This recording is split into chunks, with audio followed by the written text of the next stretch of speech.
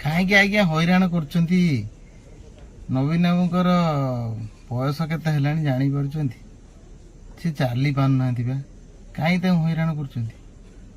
ତାଙ୍କୁ ଟିକେ ରେଷ୍ଟ ଦିଆଯାଉ, ଏବେ ବୟସ ବହୁତ ହେଇଗଲାଣି, କାହିଁ ହଇରାଣ କରୁଛନ୍ତି? ବହୁତ ଓଡ଼ିଶାବାସୀ ତାଙ୍କୁ ସମୟ ଦେଲେ, ସେ ବି ବହୁତ କିଛି କରିଛନ୍ତି, ସେ ବହୁତ ଭଲ ଲିଡର। ତାଙ୍କୁ ହଇରାଣ କରନ୍ତୁନି, ଭଲ ଠିକ୍ସେ ତାଙ୍କୁ ବିଦାୟ ଦିଅନ୍ତୁ। ଏମିତି କରନ୍ତୁନି କି ଯେମିତି କ୍ରିକେଟର ସଚିନ ତେନ୍ଦୁଲକର ଠିକ୍ ଟାଇମ୍ରେ ବିଦାୟ ନ ନେଇପାରିକି, ରିଟାୟାର ନ ନେଇପାରି ତାଙ୍କୁ ଜବରଦସ୍ତି ବାହାର କରାଗଲା। ଆଉ ସେମିତି ନ କରନ୍ତୁ, ନବୀନ ବାବୁଙ୍କୁ ଜବରଦସ୍ତି ବାହାର କରାଯାଉ। ଲୋକମାନେ ନ ଚାହିଁବେ ଯେତେବେଳେ, ନବୀନ ବାବୁ ସେତେବେଳେ ଆଉ କ'ଣ କରିବେ? ହାରାସମେଣ୍ଟ ହେଇକି ଯିବେ ନା। ତେଣୁକରି ସେ ଭୁଲ କରନ୍ତୁନି। ତାଙ୍କୁ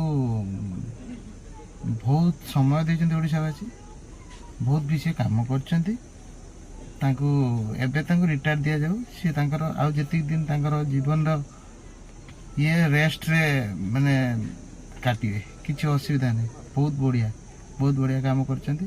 ଏବେ ଛାଡ଼ନ୍ତୁ, ଏବେ ଜେନେରେସନ୍ ଚେଞ୍ଜ ହେଇଗଲାଣି, ଯୁବକ ସବୁ ଚେଞ୍ଜ ହେଇଗଲେଣି।